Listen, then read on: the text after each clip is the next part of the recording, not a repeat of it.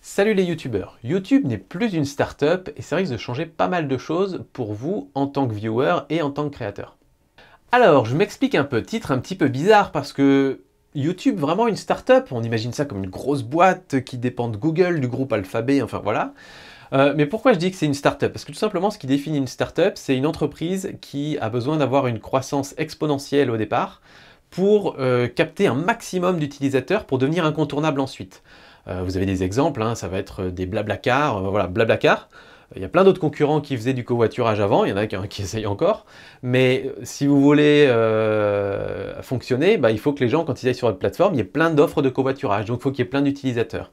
C'est des business qui ne fonctionnent que s'il y a énormément de personnes qui l'adoptent rapidement. Donc voilà, YouTube est une start-up comme Facebook et comme d'autres réseaux sociaux, parce que le but du jeu, c'est qu'il y ait un maximum de personnes qui l'utilisent, vos amis, votre famille, etc. Et donc, YouTube est resté une start-up pendant très longtemps, parce que le but c'était de partir à la conquête du monde et qu'il y ait un maximum d'utilisateurs. Aujourd'hui, il y a à peu près 1 milliard d'utilisateurs mensuels actifs sur la plateforme, ce qui est juste énorme.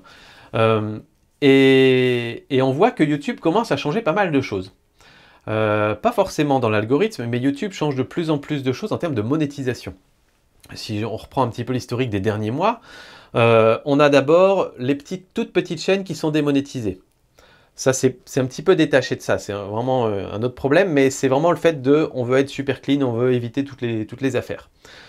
Ensuite, vous avez la possibilité maintenant de passer à YouTube Premium pour ne plus voir de pub, et donc vous payez une sorte d'abonnement à YouTube tous les mois, et ça fait du cash supplémentaire, à la fois pour YouTube et à la fois pour les créateurs. Vous avez également la possibilité maintenant de rejoindre, ils appelaient ça en français rejoindre, ou sponsoriser, ou soutenir des chaînes directement sur YouTube, comme vous pouvez le faire sur Tipeee ou Patreon.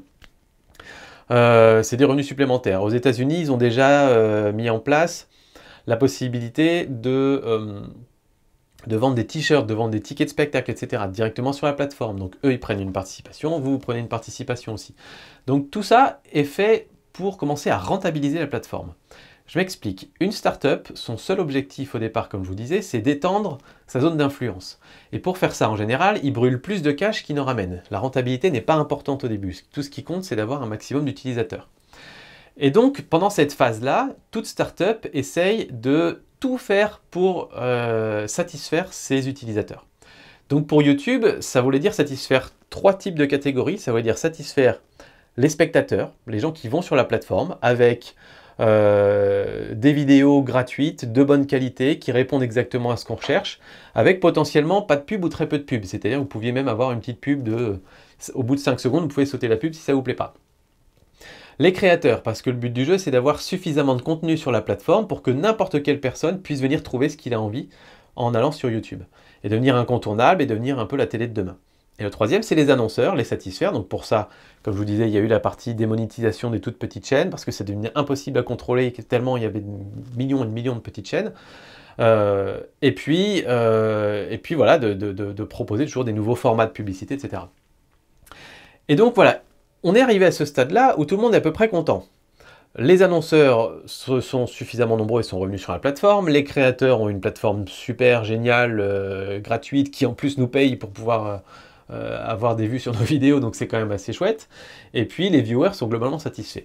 Et maintenant on passe dans la deuxième phase, où YouTube n'est plus une start-up, parce que comme je vous dis, avec 1 milliard d'utilisateurs, YouTube ne peut plus dire l'an prochain on va multiplier par 3 nos utilisateurs et l'an suivant par 10, parce qu'on n'est pas 10 milliards sur Terre de toute façon. Et donc maintenant le but de YouTube c'est de devenir rentable. Et pour devenir rentable, il faut multiplier un petit peu les possibilités de monétisation. Et il y en a une qui vient d'arriver, qui est en train de se déployer en ce moment sur toutes les chaînes qui sont monétisées, c'est que maintenant YouTube va par défaut mettre avant chacune de vos vidéos, des vidéos monétisées, une publicité de 30 secondes qu'on ne peut pas sauter. Et ça a l'air de rien, mais c'est un gros changement en fait. Avant, c'était accessible qu'à quelques gros créateurs, vous l'avez sûrement déjà vu, mais sur nos petites chaînes, nous, c'était pas possible. Et ce que je veux dire, moi, ce qui m'a interpellé là-dedans, c'est que alors pour les créateurs, a priori, on peut se dire c'est bien, parce que ça va être des publicités qui vont ramener des sous, parce qu'à chaque affichage, l'annonceur va payer. Alors que jusqu'à présent, l'annonceur ne payait que si le viewer regardait pendant 30 secondes la vidéo ou plus, la pub ou plus, ou s'il cliquait sur la pub. Donc la majorité des cas, c'était je saute au bout de 5 secondes, et là, l'annonceur payait rien, YouTube touchait rien, et le créateur touchait rien. Mais, donc du point de vue des créateurs, c'est plutôt cool. Mais du point de vue du viewer, ça va complètement changer l'expérience, parce que ça veut dire que si vous regardez 5 ou 6 vidéos à la suite, qui vont être des vidéos entre 3 et 6 minutes par exemple, vous allez vous retrouver avec potentiellement une pub de 30 secondes toutes les 3 minutes ou toutes les 5 minutes. Et c'est énorme, c'est beaucoup plus qu'à la télé française, ce sera à peu près autant qu'à la télé américaine, ce qui est vraiment voilà, la limite du tolérable. Et ça va vraiment énormément changer l'expérience de navigation et de visionnage sur YouTube. Sauf évidemment si vous avez un bloqueur de pub ou si vous avez un compte premium. Donc ça va aussi inciter des personnes à passer sur un compte premium. Mais tout ça va quand même dans la direction de YouTube se dit maintenant, ok, on est 1 milliard d'utilisateurs, on s'est imposé sur le marché, il n'y a pas vraiment de concurrence. Instagram TV, c'est un peu fait flop.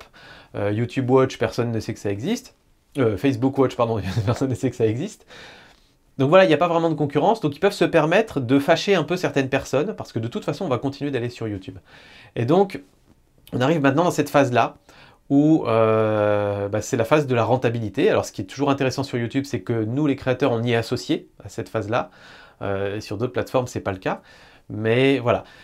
Ce que je trouve donc de négatif, on va dire, dans tout ça, c'est qu'il va y avoir de la pub partout, et ça pousse quand même finalement au modèle premium, voilà, que tout le monde ne prendra peut-être pas, j'en sais rien, mais voilà, ça pousse vraiment à ce modèle-là, et donc du coup, ça pousse un petit peu dans la direction du YouTube plus tout à fait gratuit, ou alors gratuit, mais vraiment très difficile à supporter avec toutes les pubs. Alors, il faut savoir que vous, les créateurs, vous pourrez décider de ne pas mettre ces pubs-là, mais par défaut, elles le seront, mais ce sera à vous d'aller dans l'interface et dire « je ne veux pas avoir ces pubs de 30 secondes avant chacune de mes vidéos ». Mais ce qu'il y a de positif quand même, je trouve, c'est que si YouTube arrive à être rentable avec ce modèle-là, et si les utilisateurs le supportent globalement bien, ça veut dire que YouTube n'est pas obligé de prendre la même voie qu'ont pris les Facebook, les Instagram et compagnie, ou même Google, qui est la voie de si vous voulez que votre contenu soit vu, il faut payer, ou de faire payer le créateur. Et pour l'instant, YouTube est toujours resté totalement à l'écart de cette stratégie-là. Et donc, s'ils arrivent à rentabiliser leur activité autrement, c'est très bien de ce point de vue-là, parce que nous, on n'aura pas un jour à devoir payer pour que nos abonnés voient nos vidéos. Voilà, on ne sera pas dans ce domaine-là comme Facebook l'est devenu ces derniers temps. Voilà un petit peu ma réflexion sur le sujet, j'aimerais avoir un petit peu vos avis. On pourra peut-être faire une vidéo similaire sur les chaînes YouTube et à quel moment une chaîne YouTube est une start-up et à quel moment elle doit arrêter d'être une start-up et commencer à penser un petit peu rentabilité, parce qu'il y a aussi tout un débat à avoir là-dessus. Mais voilà, je voulais vous donner un petit peu cette idée-là. On refera probablement, même certainement, une vidéo sur ces nouveaux moyens de publicité sur les vidéos des chaînes monétisées, parce que je pense que ce sera intéressant de faire un retour là-dessus, notamment en termes de coûts par millier, enfin de combien ça nous rapporte par 1000 vues par rapport à ce qu'on a aujourd'hui. Ce sera assez intéressant pour voir si ça commence vraiment à être intéressant même pour des petites chaînes financièrement. Voilà, j'espère que cette vidéo vous aura plu, vous aura fait un peu réfléchir. Commentez en dessous, ce sera toujours intéressant de débattre. Et puis moi je vous dis à très bientôt. Ciao!